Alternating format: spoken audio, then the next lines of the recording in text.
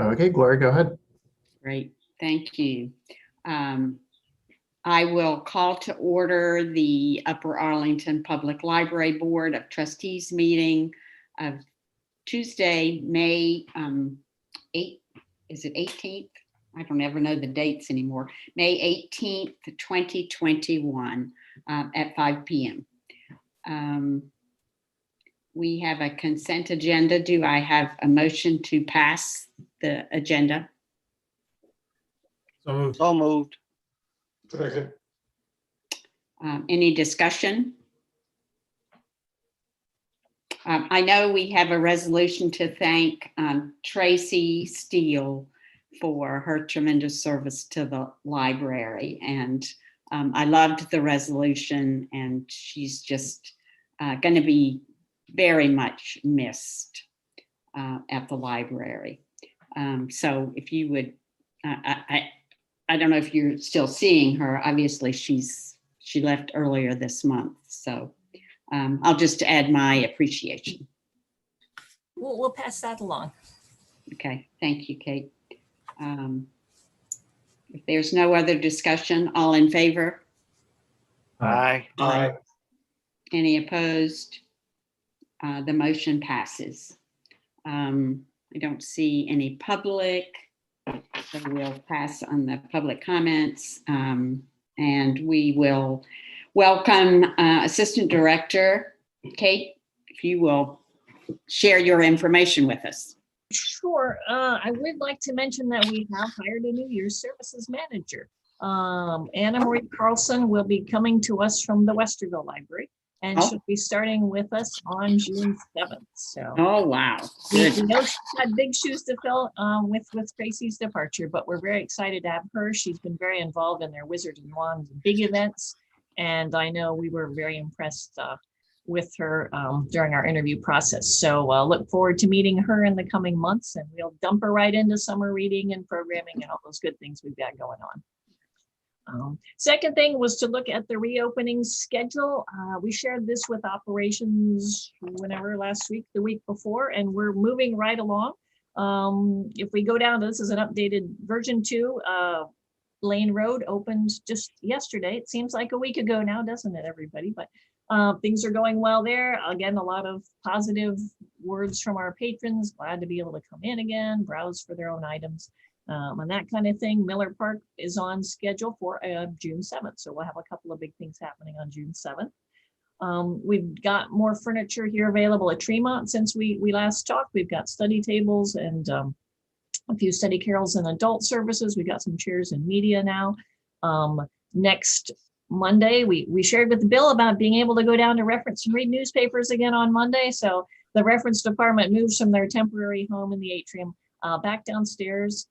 We'll also have our computing area that's been in the atrium move back downstairs starting Monday with 8 computers, again, all spread out, very, very distant still. And we will have some study tables and casual seating at that time as well. So we've got a lot of these building and physical kind of things happening. And then after that, we'll be focusing more on updating and enhancing and getting services and programming back to where we want to be. So any questions about any of that? I didn't see on there, Kate, when we're going to start meeting. The board meetings are going to be live. Well, you tell us, I guess, on that one. Yeah. Looking forward to that. Yeah. Me too. We're no longer requiring masks as of yesterday. Yes, Okay. so I did want to mention that so for those of you that may not have heard, the Ohio health orders have been amended that for anyone that has been fully vaccinated no longer has to wear a mask. However, that businesses and organizations can choose to adopt their own policies. So currently, we do have signage up at the library that masks are required. We are in discussions right now among ourselves and other public libraries on when to change that and allow people in that are vaccinated. We are going to be requiring that of staff for the time being, until we, determine otherwise. So really, the rule of thumb at the moment is if a patron comes into the library and they are not wearing a mask, the staff are just not to engage them. Assume that they are fully vaccinated, but our signage still says that we're requiring masks at the moment. So I think there's a lot of confusion out there in the public, and a lot of people don't know what to do. So we're in conversations and discussions about that right at the moment. So any thoughts from the board would be great. Beth, could you discuss how the new orders interact with the Upper Arlington face mask mandate, if at all? Upper Arlington, I wasn't aware that there was one specific to Upper Arlington. I'll have to look, and is that through the city? Correct, yeah. Okay. I think we are exempt from that. I don't think we are included in that language. But we will try to mirror whatever is happening in the local community. Beth, do you have any idea how many of our employees have gotten vaccinated, or what portion of them? No, it's more anecdotal than anything. We're not asking specifically. I know a large majority of our staff have been vaccinated, from what I've heard, but we are not coming out and asking. And if Julie wants to speak to that from an HR perspective. Yeah, I think it's one of those things that the workplace guidance is kind of lagging behind the general information that's out there right now about mask mandates. I was just reading an article with SHRM about how businesses should respond and should they require people to show proof of vaccination. So that's sort of shaking out as we speak.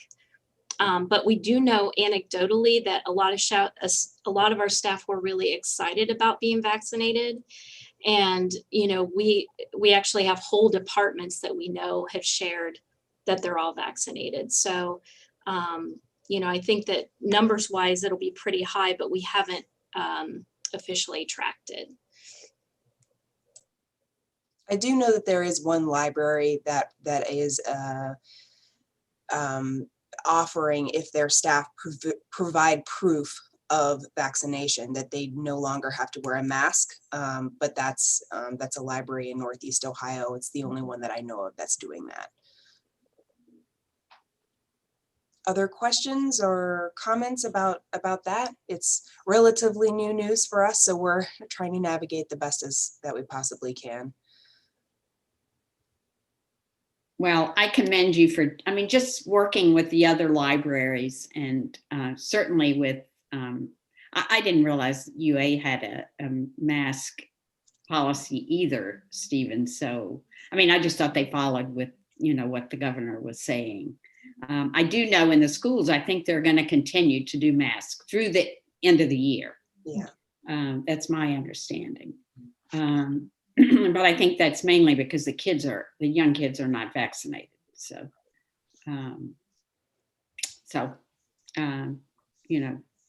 just, I guess you have to go with the best decisions you can make. There is the Ohio Library Council is hosting a directors open forum at the end of this week that I've registered for, where we're all going to talk about this and sort of have a general consensus of what libraries are going to do now. So I'll definitely have more information available next week once I have a chance to talk to some of the other directors and some of the other local libraries too. Right, good. Okay, thank you, Beth, for trying to stay on top of this as it changes practically daily. Okay, well, we'll just go on with your report then. Sure. Well, that was part of it. And I will say that we have given away, as of now, over 400 COVID test kits since this report has been published. So still, people are coming to the library to get those. Again, no cost. They can pick them up via curbside. A couple of the other things I did want to mention, I know that I went over the levy modules with both committees, but I did have some additional recommendations that had come out of finance. that I added to a couple of the modules. The one was the on the UAPL levy history module was information about the owner occupancy credits and the non-business credit. Any new levies passed after 2013 will lose a 10% non-business credit and a 2.5% owner occupancy credit. So the library doesn't lose funds due to the elimination of these credits, but local homeowners would be responsible for paying that if it was a new levy. So that's just one thing to note there. And then, oh, go ahead. I'm sorry. Yeah, can I ask a question about that? I understand what happens if we ask for an increase. I understand what happens if we do a renewal levy. How does a replacement levy fit in? So that would be, a replacement levy is essentially a new levy. You're replacing your old levy. So that, 12.5% total would go back to the homeowner. Oh, the whole levy. Yes, correct. And it would be on the current valuation, Right. so it would increase even though it's a replacement. Yeah. So The amount that would not be covered would be a portion of the difference from the current valuation and the new valuation, or the whole thing? We'd have to recalculate. It would be on, I think, the difference. Okay. yeah. So if it Let's was just double check that and make sure, because that makes a big difference. yeah, and if it is a renewal plus an increase, that would only apply to the Increase. new increase portion, correct? So I wanted to just make sure that you were aware of that. And then one of the other things that came up as far as the current levies of the other libraries in Franklin County, there is some, just so that you're all aware and anyone else is aware, that when we're asked questions about other communities, such as Dublin or Hilliard or Gahanna, those are part of the Columbus metropolitan system. So they have 19 branches in Franklin County. So it's when we're looking at the different libraries and we're like, well, what about Dublin? That's a branch of CML. I had one question, Beth, on so far as I know, we're not going to be asking for a bond levy, but the one that was passed in 2009 was for 10 years. Has that one expired and been repaid, or however So the bond was it was not an operating levy. It was completely separate, and it didn't pass. Okay, that was the one that didn't pass. Okay. Yeah. Okay, great. Because I couldn't remember. I thought, I don't really remember this one, but I thought if it did, then we have paid all that off if it were for 10 years. If it was never passed, and it was specifically for renovations to the main library and in addition to the Lane Road branch, right. Which didn't go through. So right, I remember that now. Yes, thank you. That was all I had for updates for me. Okay. Any questions? Anybody? Any other things we need to know? I know we're going to have our retreat where we will truly talk about all this and make our decisions about what we need to do. So thank you, Beth, very much for all this information and for really, continuing to educate yourself on what's happened. I understand that in the latest election, every one of the library requests passed. Am I correct on that? Yeah. Every library levy passed in May. So very happy about that. And as far as the budget is in the Senate right now, Right. There are quite a few senators that are going to try to amend the expiration of the 1.66. So that is good news. It's not official yet, but we do know we have quite a bit of support in the Senate to make that a 1.7. So as soon as I hear any more information, I will pass it along to you. Right. And we did have that great article in the paper on, I think it was Sunday. Yeah. From the columnist Thomas Sudes. I think that's how he says it. I'm not sure. He really said state funding should be at 1.7 for libraries. And was really a great article in support of libraries, I thought. Okay, any other questions for Beth? Anybody? Okay, we'll go on to Finance Committee and begin with Lori, please. Okay. Well, speaking of the budget, the Ohio Library Council is going to testify tomorrow in front of the Senate Finance Committee, again, to push to maintain the 1.7. So hopefully that will have a positive outcome. The PLF has continued to remain strong. In April, we were 25% above what we had estimated, and I just got May's, and it was 11% above what we anticipated. So year to date, we're just under $920,000 that we've received so far. So hopefully that will continue to stay strong. I did want to mention that tonight we are going to pass a tax budget resolution. We are required by the Ohio Revised Code to pass an annual budget that has to be filed with the county auditor. Once we pass that, then I will forward it to City Council. They must approve that before it goes to the county auditor. These numbers are just an estimate. They are not the final budget numbers that we will pass later on in the year. These are primarily projections that we have from our 5-year forecast. So as I said, it's just an estimate. It is not final. As we move forward in the budget process, we'll have our final numbers when we pass our appropriations.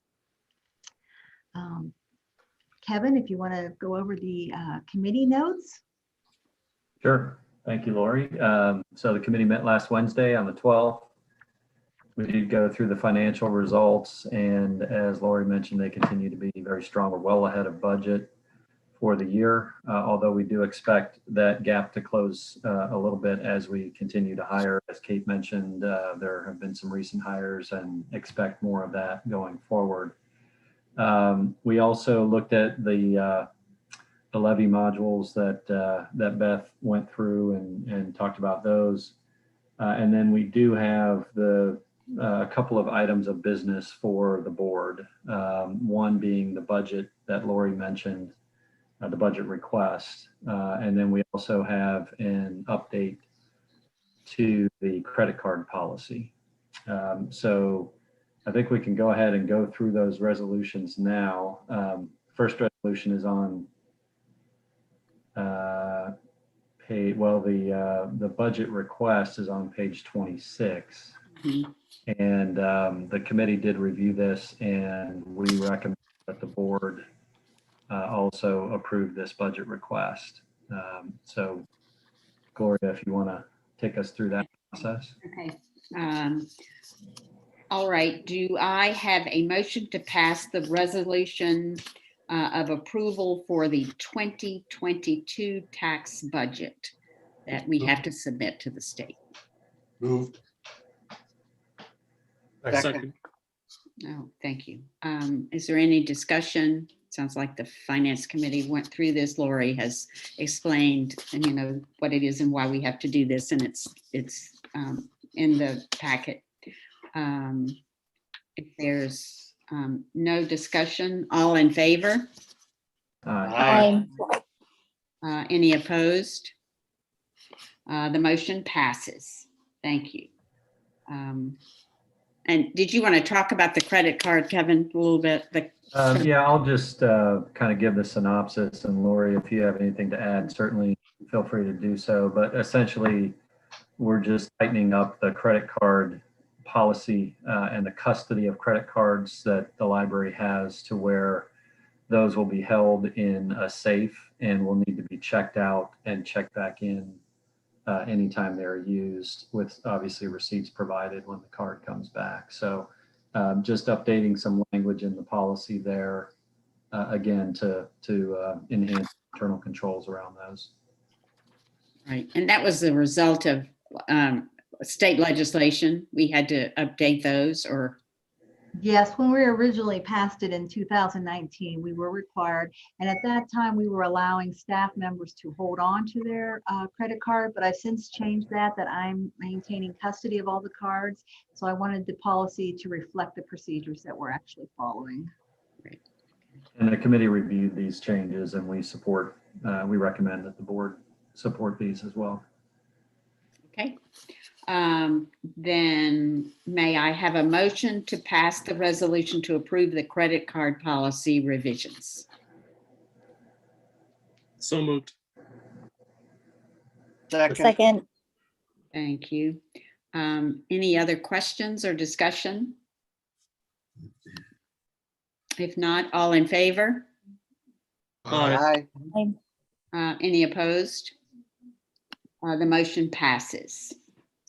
Thanks, Gloria. The only other thing I want to mention from the meeting is we did go through some preliminary information on a health insurance plan that Julie has done some legwork on. And Julie, if you want to provide any detail on that, you're welcome to. But essentially, the committee decided that we wanted to gather some more information on that, and that's going to be happening over the next several months. But Julie, if you want to give us a little sketch of what, that'd be great.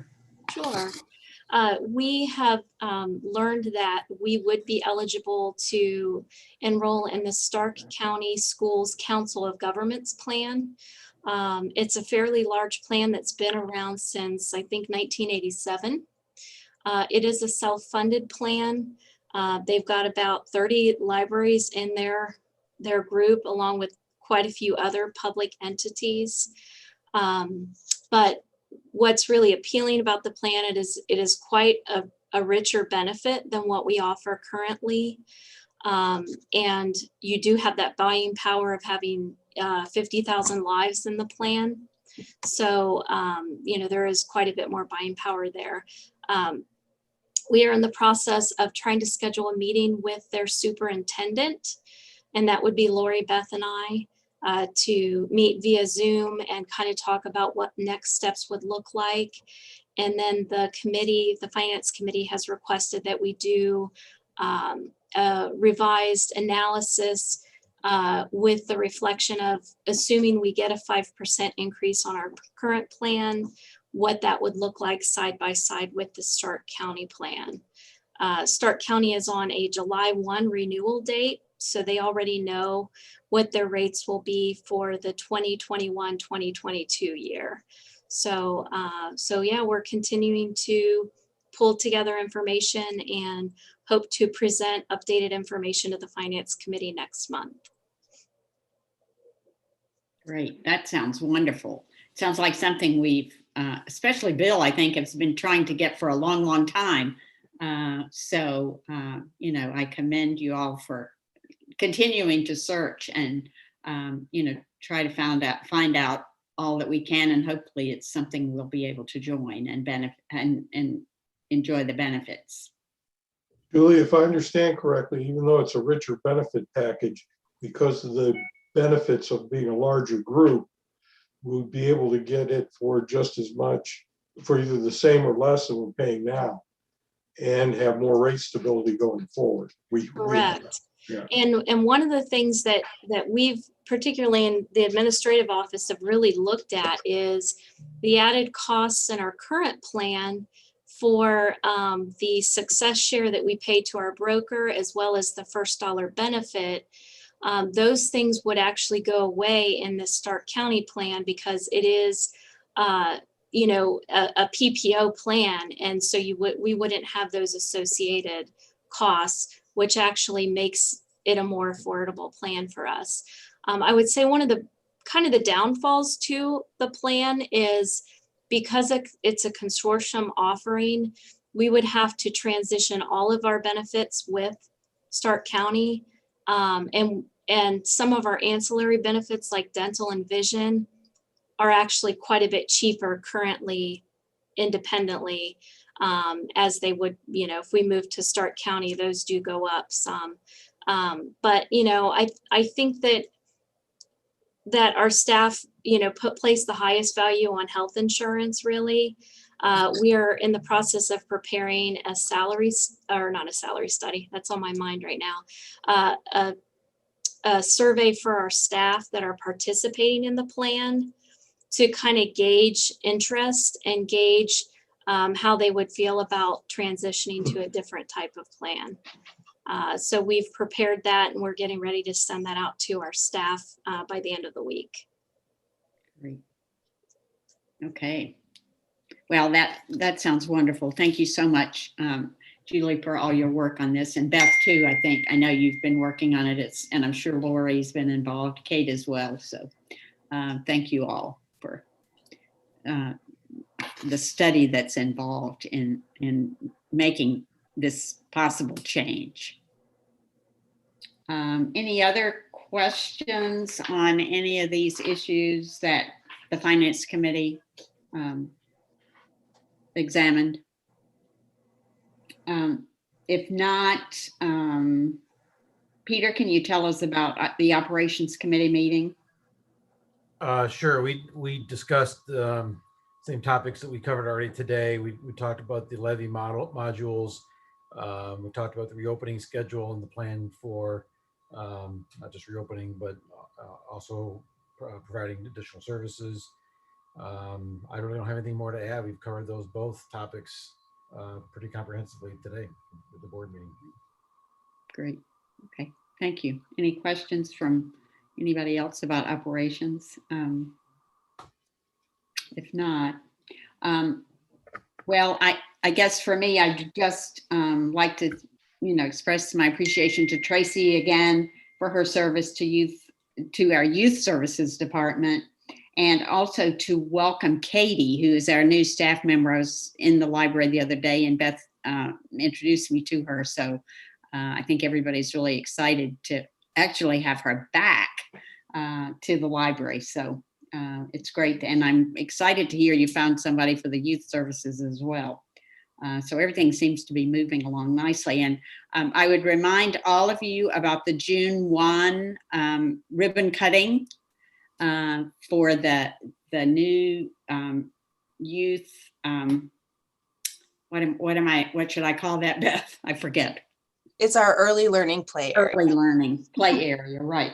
Unfortunately, I'm going to be going down to North Carolina and I won't be here, but I hope some of you other board members will be able to be there and see it. I'm really excited about it. I saw it when it was sort of in process. So, and I'm hoping before I leave, I'll get to come in and maybe Beth will let me look at it. Because that would be wonderful. And I think it's going to be a wonderful addition. And I'm so glad we're going to be open so people can enjoy it. So that's wonderful. And as always, I'd just like to thank the people who continue to donate to the library. We're very fortunate. And also to thank the friends. They continue to be strong. And I know people want to donate things all the time. And I know they're ready to have things back on sale in the library. So we appreciate all that they do for us. Are there any other questions or comments from anybody? John, you raised the issue of meeting in person. I actually will not be in town for June, so I'll meet with you however I can, via phone or Zoom, whatever you decide to do. So I don't know if we want to discuss that or just not worry about it right now, Beth. It's kind of up to you. When will you be back? I will not be back until the end of July. July. Okay.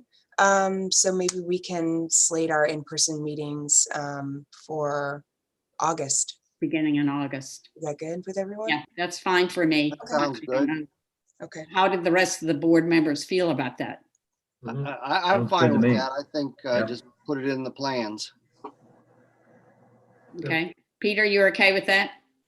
Oh yeah, I've gotten all 3 of the vaccines, so I'm good. You're really ready to go. Right. Okay. Kate, are you here listening? I am. I am not sure about in person. I think it would probably be fine going to the library. I just know as we get into his next phase of treatment, we're going to try and be super careful about kind of like the places that we go. Mhm. So I don't know. So maybe we can talk about it offline if there's like an opportunity to still do like a Zoom component if you guys are Right. all in person. But I don't know how complicated that would be. I would just, even if I came to the in-person, I would probably just wear a mask the whole time. So I don't want to overcomplicate it for everyone. Right. I'm Yeah. sure we can accommodate. Yes, absolutely. Absolutely, Kate. I was also going to chime in and say that I think it's wonderful how, because of our meetings being broadcast on YouTube, it makes it more accessible. And if there's a way to think about, can we continue that level of accessibility going forward? I mean, of course, someone can come in person to the meeting, but I know that I heard things about like that they had wished that the school board had been broadcasting online when they went back in person, just because it makes it so much more accessible. I know myself, having young kids, it's hard to go to something like that, you know, compared to being able to log in and look at it. So I think it provides a lot of accountability and accessibility for the general public that is interested in what we're discussing. Right. Well, I agree. I think it's something we should think about if we can. I don't know, Greg really can probably fill us in on that, but how difficult it would be, and, you know. There are many, many options as far as retrofitting a meeting room with microphones and cameras and things like that to try and make that work. I'm sure, those have gotten considerably more popular in the last year. You may have seen some of those solutions. So certainly we've got enough time to sort that out if the board's interested. Yeah, okay. All right, well, thank you. And I know that a couple of other organizations where I attend meetings, at least one is going to continue to Zoom as well as meet in person. So that certainly happens. And I guess obviously you have to have people who are able and willing to do it. But to your point, Greg, you know, if you can outfit things and go with it. So I kind of agree with Stephen. It's nice to have it as accessible as we can. So, okay. Well, thanks for that discussion. That sounds good to me. We have some time. If anything changes, we can certainly address it. If there's nothing else to discuss, do I have a motion to adjourn? So moved. Second. All in favor? Aye. Aye. Any opposed? The motion passes. Thank you all for being here. Continue to stay safe.